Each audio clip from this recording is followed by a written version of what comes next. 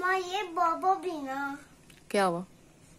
बाबा इतनी तेज आंधी है ना कि बाबा दूध लेने चले गए हैं। तो दूध नहीं लाना था?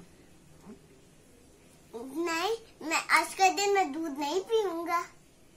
नहीं ना, ऐसे थोड़ी, फिर आप दूध ही तो पीते हो। फिर क्या हुआ? दूध है, कल पी लूंगा। तो बाबा को नहीं जाने देना था आंधी में? नहीं। क्यों? बाबा के लिए छुट्टी करा लेनी थी। बाबा हाथ पकड़ के उनको नहीं जाने देना था ऑफिस। हैं? मेरा दिल करता ना बाबा इधर इधर आंधी में ना जाए, मुझे डर लगता है। किस चीज से डर लगता है? इतनी तेज आंधी है। हाँ, मट्टी तो थी बहुत, आंखों में भी पड़ सकती है। चलो बाबा आएंगे तो फिर उन्हें पारी कर लेना।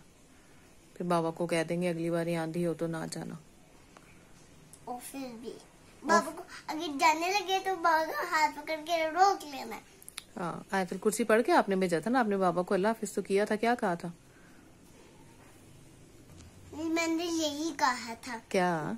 अल्लाह हाफिज, खैर से जाए, खैर से अल्लाह की मान में। बस अल्लाह की मान में भेजा था ना, इसलिए बाबा खैर से आ गए आप। लेकिन बाबा फिर भी ना जाए। फिर भी ना जाए?